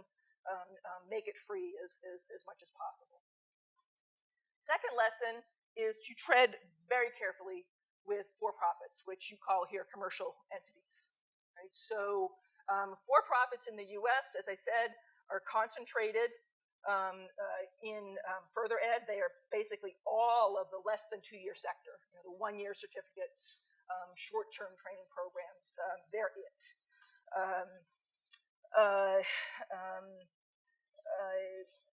They tend to grow when public colleges are starved. So we've got strong evidence. All of what I'm showing here has got a lot of strong evidence behind it. But in particular, we see that when funding initiatives fail for our public community colleges, all of a sudden, right after that, the for-profit sector expands because we didn't expand to meet demand in the public sector, therefore the private sector steps in. Right? So these institutions charge very high tuition. We have strong evidence that they produce 0 earnings benefits, and this was done with a match, much like the data you did, the Leo data here, a match of tax data onto college attendance data. And because most of the students who go to the for-profits as well as to the community colleges are older students, they're workers, they've got earnings from before they went to college, and they've got earnings after they go to college, and you can compare the two if you want to estimate what is the impact of that institution on somebody's earnings. This doesn't work real well with 16 to 19-year-olds, right? They don't have a career, they don't have a real job before they start school. You can't do it before and after, but you can for this sector. And basically 0 earnings benefits for the for-profit sector. Positive for the community colleges, the public part of it, but the earnings benefits were 0. There were no bright spots at all. So that's not good, right? They're charged, the social cost is high, the private cost is high, and the benefits are basically nil. So the for-profits are a thorn in our side in the US from a policy perspective, and when they get big enough, they have lobbying power, and they use the money that essentially the public sector is giving them to educate students, and a lot of it goes to lobbying for more stuff for them. So if you can kill this baby in the, I don't know what the metaphor I'm looking for is, stop it before it gets problematic, then you should. This just takes the loan defaults back even further, back to 1972 when essentially the student aid program started. That top line is defaults in the for-profit sector, and that's 60% default rate at the peak. Okay, so that was in the 1990s, and at that time, the Clinton administration did some cracking down, reduced the number of institutions that qualified, started regulating them more completely. But you can still see that the for-profits are always ahead of the other institutions in their default rates. So as I was saying, that the for-profits are, I would call them a policy-driven problem. Right? So the high defaults, high dropout rates, low returns, they exist where and when we underfund the public institutions, right? Because Students want to go to school. In fact, we spend a lot of time telling them they should be going to school, that it's good for them. During recessions, a lot more people want to go to school. In the US, our public institutions are largely funded by the states as opposed to by the federal government. And during a recession, state tax receipts drop. It's a recession. Most of the tax receipts are coming from sales taxes. So when the tax receipts drop, they give less money to the institutions at the same time that students are flooding in from a lousy labor market. That's when you tend to see high demand, low capacity, and more for-profits. So for-profit enrollment was peaking around 12% of post-secondary enrollment during the Great Recession. You also see it in high demand fields. So people want to be nurses and health aides and that sort of thing. Those are some of the most expensive fields to fund because they actually need like technical stuff, right? So it costs more to teach a class in, welding and auto repair than it does to teach a class in English, right? Because for one of them, you need a bunch of equipment and it's a costly enterprise. Nursing is another one of these. So the publics will tend to provide the cheapest that they can if they're underfunded, and you see lots of English degrees which don't get much payoff. This is not just because students are making the wrong decisions, it's that the capacity of the higher paying fields is being restricted. This can be through having long waiting lists for courses, not running required courses every year, just maybe every other year. And so it's just harder for people to get through and get to those high paying degrees. And as I said, they're most common among our disadvantaged groups. So low income, ethnic and racial minorities, poor neighborhoods. And then the outcomes are quite bad. So we've spent a lot of government resources trying to make up to students what goes wrong with them when they have gone through the for-profit sector. So there have been cases where students have been lied to about their likelihood of getting employment in their desired field by the institution. They'll claim 85% placement rate, and 50% of that is in service jobs rather than in the coding jobs that they claimed that they were training people for. When that has happened, the government is able to dismiss the debts for the students. So if the student's has been defrauded in some way, the government is allowed to forgive the debt. And so the Biden administration has been aggressively following this path, that basically when students are defrauded, they are making sure students are forgiven. The government's on the hook for these, right? They're not recovering anything from these institutions. There's usually nothing to recover in terms of everything's rented in terms of their space, their capital, and so forth. So there's nothing to take back that the government can get in terms of payment. As I said, there's no earning payoff. They go bankrupt. They're private institutions. They often have fuzzy accounting practices, and when an institution suddenly goes bankrupt, you have a sudden closure and students thrown out, right? They have nowhere to go to finish their degree, but they have the student debt. So again, this is a case where the Biden administration has been aggressively finding ways to forgive these students' debts. Key, though, again, is that the government's on the hook for what went wrong in this sector. This is sort of a summary of the last two. You really can't expand tertiary on the cheap, right? So a lot of countries across the world who, like the UK and the US, started with a very selective set of institutions like Harvard and Oxford and Cambridge, and there's the equivalents in South America, for example. Those are the schools that the richest kids go to, as we saw from John's presentation, and you can see if you look at Columbia, for example, the richest students are going to the oldest and most established institutions. The attempts to expand access have often come through for-profits. So for-profits are an issue in Brazil, for example, right? The richest students are going to the free public colleges that are free by constitutional design, which are limited, though. There aren't many of them. And the kids who can get into them are the highest performers. So the highest performers end up at the best schools. The flip side of what you were saying about, should Oxford be able to charge more than Liverpool? If you think of it in terms of how much does it cost to educate somebody, you're kind of flipping what we do in K-12. In K-12, the more difficult to educate students, we send more money along to help get them educated, right? And so when our students, and students here it sounds like as well, get up to the tertiary level, all of a sudden the spending drops per student. We have this expectation that somehow they're going to succeed on a lot less money.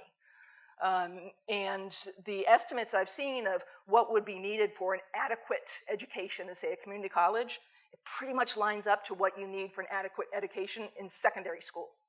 Because there are people who are a year apart in age, right? They're the same people. But somehow we have an expectation that once we get to college, the cost should go down dramatically. So historically, where did growth come from? You've had this explosive growth in enrollment, so too has the US. Historically, we got growth by the government building and funding new schools. And the government might be the states. So the states built these public institutions like University of California, University of Michigan, University of Virginia. They're all public institutions. The buildings were built by government funds. They're heavily subsidized by government funds. In the 70s, we started investing in community colleges. Again, public sector, public buildings, public support. So all of these are characterized by very high government subsidies and relatively low tuition. So basically, they charge below rate tuition because they're getting so many transfers from the government. More recently, we've been seeing, like you, basically cuts in the public funding to institutions. So the states are investing less in their public 4 years institutions than they used to. Therefore, they're bumping up tuition. And or they're decreasing quality, decreasing capacity. That leads then to the for-profit expansion that we just discussed, right? So, and we end up with higher borrowing, poorer outcomes, and eventually the government ends up paying for it no matter what. So when the for-profits don't do a good job and students aren't able to get a well-paying job, we now have a pretty generous, it's not an ICL, as Bruce was describing, but we do have generous loan forgiveness. So what we have is that we have a backward-looking system where, if last year your earnings were very low, then this year your payments are going to be low. Now, this is not well-timed, I'd say, right? So it's if unemployment were done this way, you'd be getting your unemployment benefits a year after you had suffered your unemployment spell. That's basically how it works. So this doesn't work great, but it still costs a lot of money. It doesn't work great in insuring students against shocks at the time, borrowers at the time when they need to repay, but it costs the government quite a bit. And the recent changes to our student loan system, the SAVE program that Bruce referred to, the repayment and forgiveness terms are so generous that essentially a big chunk of these loans is de facto a grant, right? So you could take about 60% of these loans and just call them grants and get rid of this whole infrastructure of applying for loans, taking out a loan, not paying back a loan, having it forgiven, yada, yada, yada. And it's not clear at all that on the extensive margin, these loans are worth what it costs to collect them. Again, I'm talking about the further education part of our set, which is 50% of our undergraduate students go through community colleges at some point. This is not a small sector like for you guys. It's a big chunk. We have a big open post-secondary system. We don't have students restricted from going into post-secondary based on their grades and their performances in secondary school. So we like to think it's democratic and it's open, but then we provide kind of crappy institutions for a lot of people. So people have the freedom to go get in debt and then flunk out. So our graduation rate is about 50%. Of those who go into post-secondary schooling, 50% end up getting a degree. Those people who don't graduate still end up with debt, and they're the ones where we see the biggest problems in particular. So this has been a cheery presentation, I understand, but I'm trying to tell you what not to do.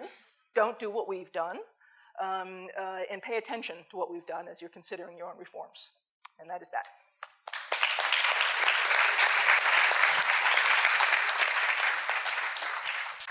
Thanks, Sue. Don't go anywhere. Come and sit up with me.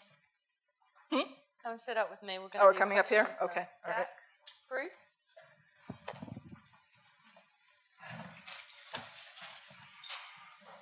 Okay. Bruce, I'll get it. I should turn off that screen.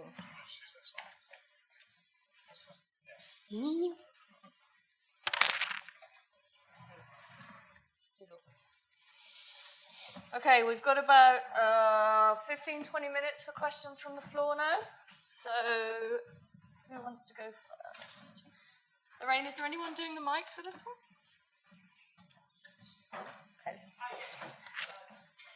Thank you. I could do both. Be a bit crazy. Please say where you're from when you speak. Yeah, Bernard Casey from London. Sorry, can you just speak up a little bit? Sorry. Bernard Casey from London and from Frankfurt. I wanted to ask Bruce a question, which is, does he recognise that there are social returns as well as private returns from higher education? If there are, how big are they? But more importantly, were they more important possibly in the past than they are today? It's probably the hardest question of all to get a precise answer to. You can't. There's been many attempts to measure the so-called spillovers, externalities. I was involved in one where we looked at 300 different papers, and actually describing the spillovers is challenging to begin with. Putting the empirical estimates on it is close to impossible to be confident about.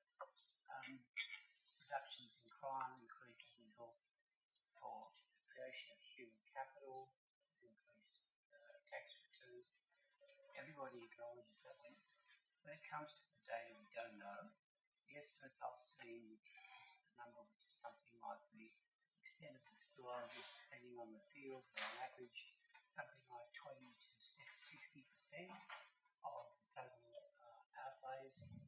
Most of the countries, every country I know of, with the possible exception of England, subsidises at the tuition level. In Australia, for example, the average cost for the student tuition is about half of the outlay. In England, in Australia, for example, is that better? Is that okay? Yep. Sorry, Bruce. You're too soft-spoken. Yo. Why don't you answer the question? Could I just Want to? say, are there no private returns to greater education or higher education? Because if there are social returns to higher education as well as private returns, then there are also be some private returns to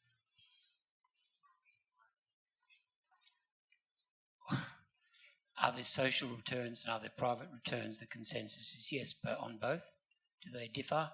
Yes. Per sector? Yes. Is it possible they also exist in vocational education and training? How big are they? We don't know.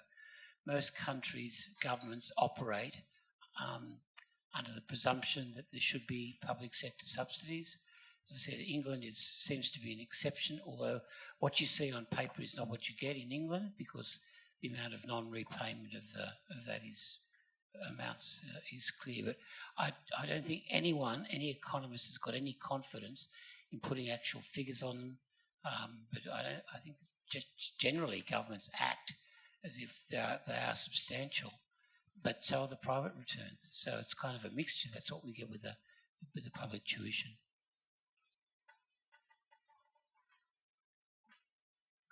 Hello, Johnny Rip. I'm in for the context of my question.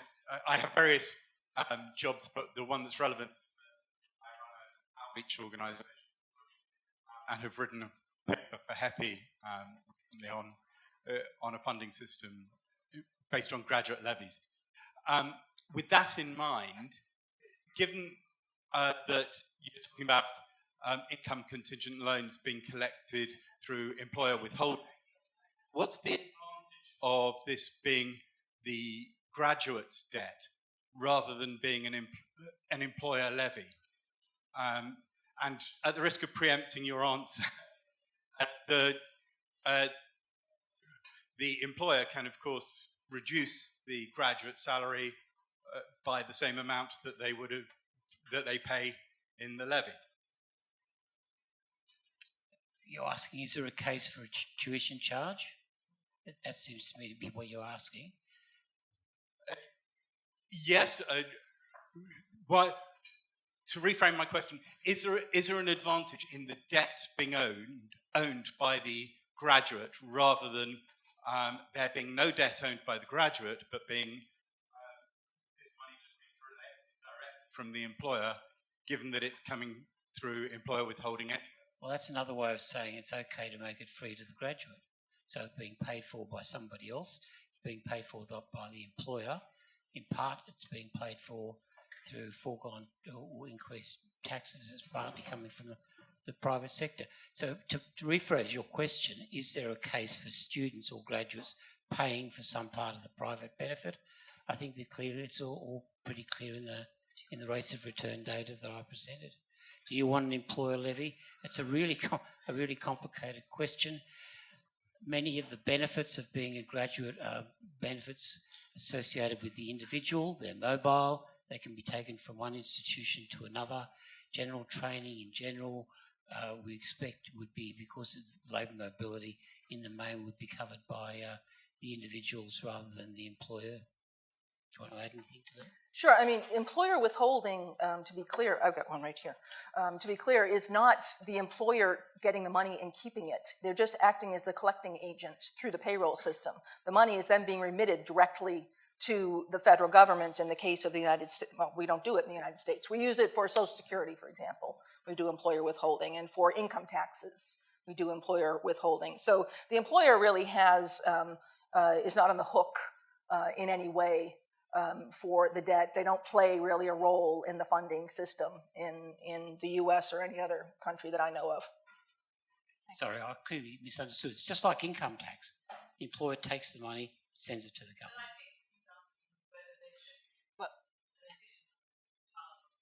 And we haven't thought about it at all and don't have an intelligent answer, I think is the...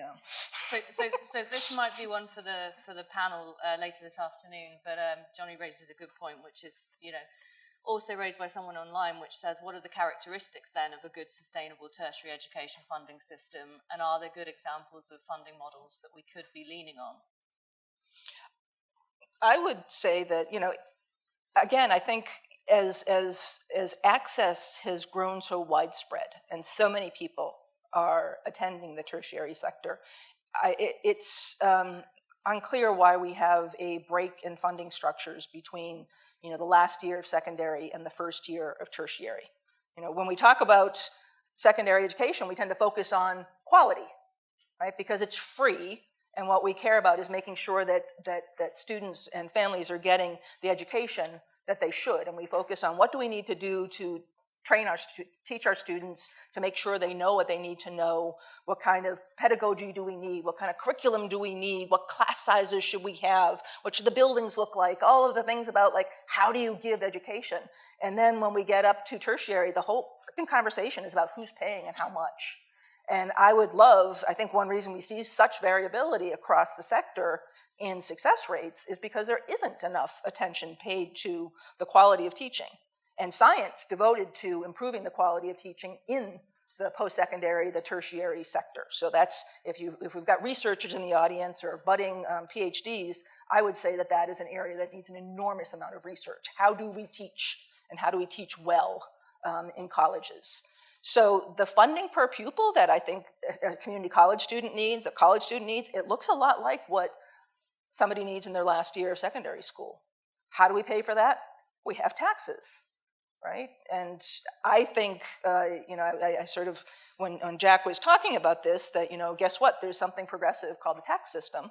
Yeah, so what we need is an entire system that is progressive, not that one piece of it, being the loan system, is progressive. You want an entire system, including the taxes and the spending and the VAT taxes and all the other stuff that together is progressive.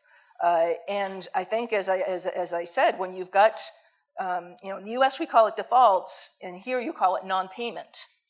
When you've got such a high proportion of the loan being paid for by the government anyway, there's a tipping point at which you'd be better off just doing tax and spend. Now, where that tipping point is, I'm not sure. I know I've seen work from World Bank and others where they do systematic reviews of loan systems across the world and how much of it is essentially a subsidy and how much of it is a loan. But I think it's a serious question to be having, and I think, again, it especially applies to how we think about further ed. Do you want to follow up? Can we just have the mic just very quickly just for a follow-up to that one? Thanks.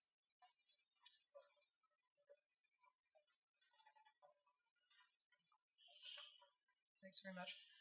So it's probably a follow-up to you, Susan, but also might bring in Jack. So actually the US and the UK systems are really quite distinct. In the US, lots of what we might actually say is part of higher education comes under community college. Obviously, it's a very debatable point about where the boundary is. But all of our degrees, even access degrees, are essentially being charged at the maximum fee level, right? So some of that bottom end is extremely expensive. And as you've just rightly pointed out, you might think that it doesn't cost that. Here there's an argument that says, oh, no, it costs more to teach students from lower income backgrounds. So I'd be really interested in the panel's view about what that aspect of it. And coming back to your point, Jack, you made the point that widening participation activities appear not to have done anything. But if we draw that together with the presentation this morning, what we're seeing is what drives participation in different bits of the sector is achievement.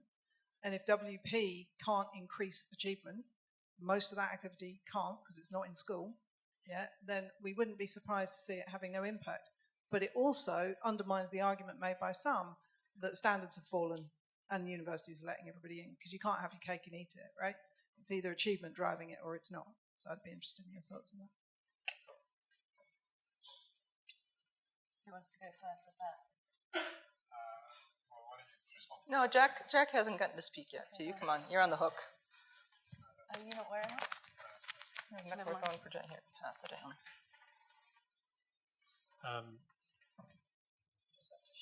Is it on? Yeah. Yes. Okay. All right. So the question was about widening participation activities, and if they don't work, then what can universities do? And also, it was about how either we're getting universities just letting anybody in, or they're not doing that and they're maintaining standards, right? And which of these two things is going on, I suppose. So I would say that some of this widening participation activities evidence is quite old, and so it's not necessarily the case that it doesn't work now when it's based on data that's 10, 15 years old during a period that universities had less space and less capacity to expand, and they were under number constraints in some of that case. So, I don't think my evidence on widening participation and contextualized admissions is fully comprehensive. It's just there's always a lag coming through on these things. I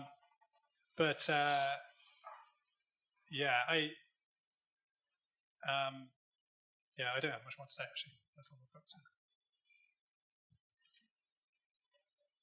In the US, the context is somewhat different in that we do see that controlling for achievement, there are still big SES gaps and where so we have more room for the widening participation efforts to do something.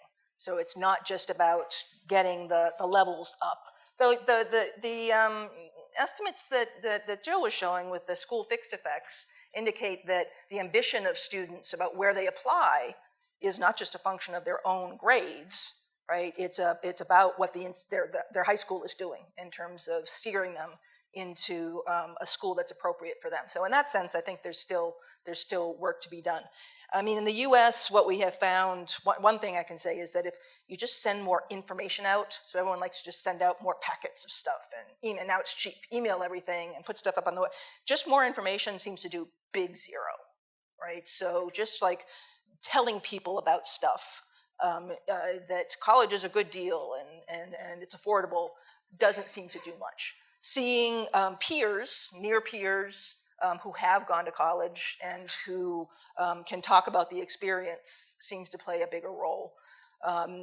In the U.S., we found that, if we, at the University of Michigan, where I was for 13 years, we had a low participation rate of low-income students. It's a highly selective institution.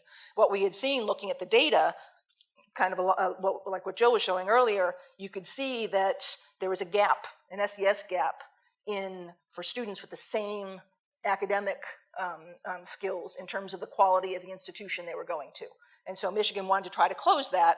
And what worked for us, so our system in the US is that we have these high sticker prices, and then you go through a process of applying for financial aid, and you'll hear about the spring of your last year of secondary school, you'll get told where you've been admitted and how much it's going to cost. And that's when you get the first time you get a solid number on what college is going to cost. And that's very late if you're trying to increase people's aspirations. So what we did at Michigan was identify students from another means-based program, their free lunch program, and we proactively sent out to them a packet saying, you will get free tuition and fees for 4 years if you're admitted.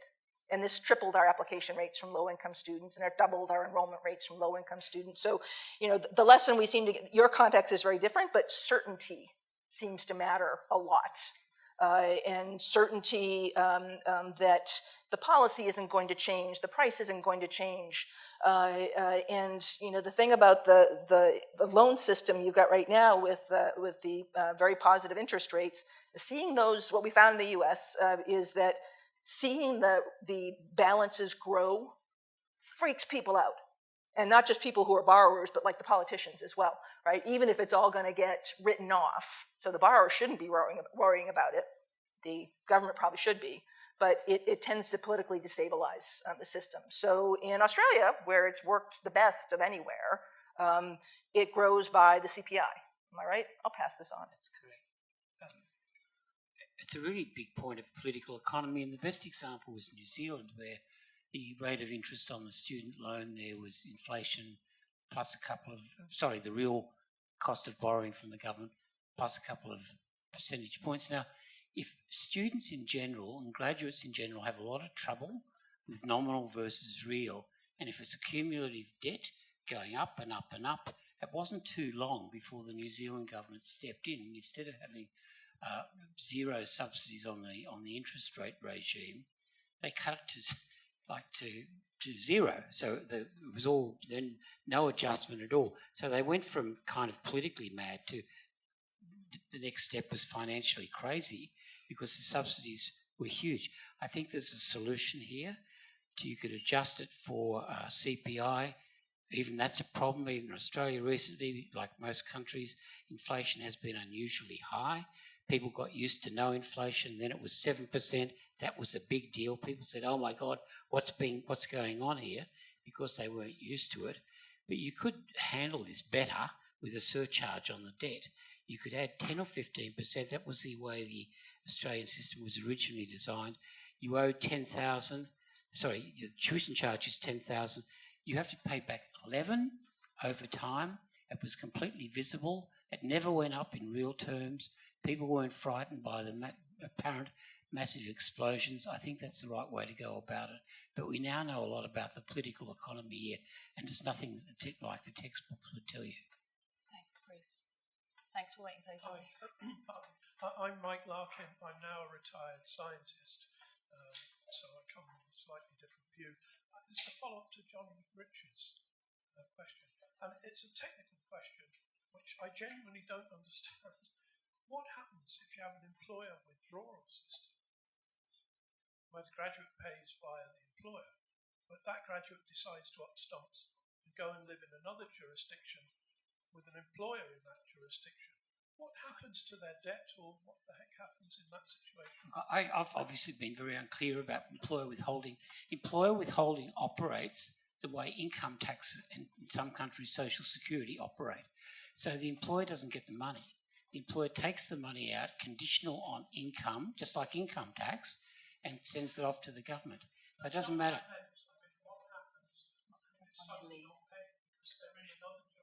You'd have to leave the country. Yeah, that's what Yeah. That's what he means. People don't leave the US. So. There are various schemes, arrangements.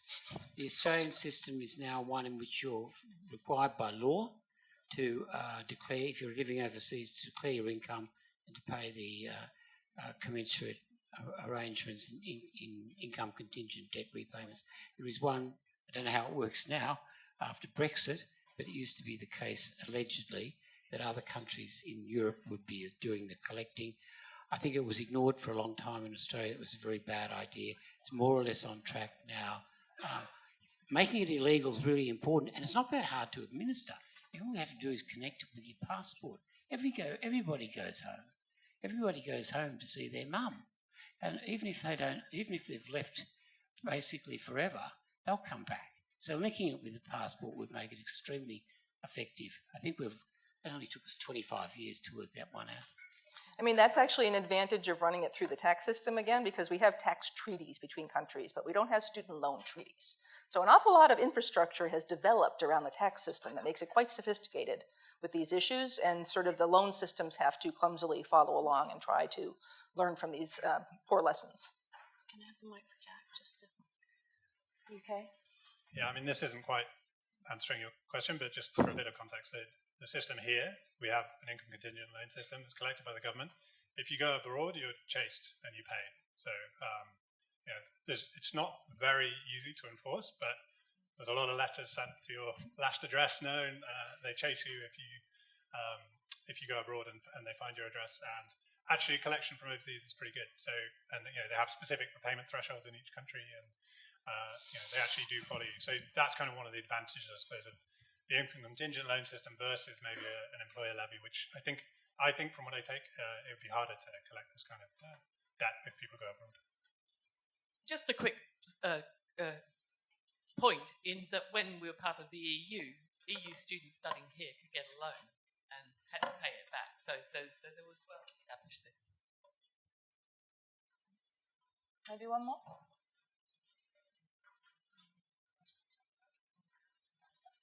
Thank you. I'm Sam from the Open University. Two-part question.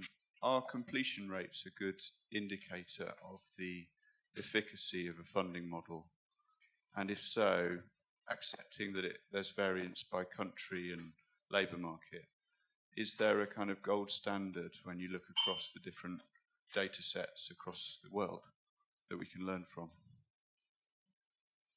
I would say that within a system, a given country, completion rates can be a useful metric. You need to somehow be adjusting for who's coming in, right? So what levels are they coming in at? Though you could also think that if you admit them, you need to graduate them. So one way in which the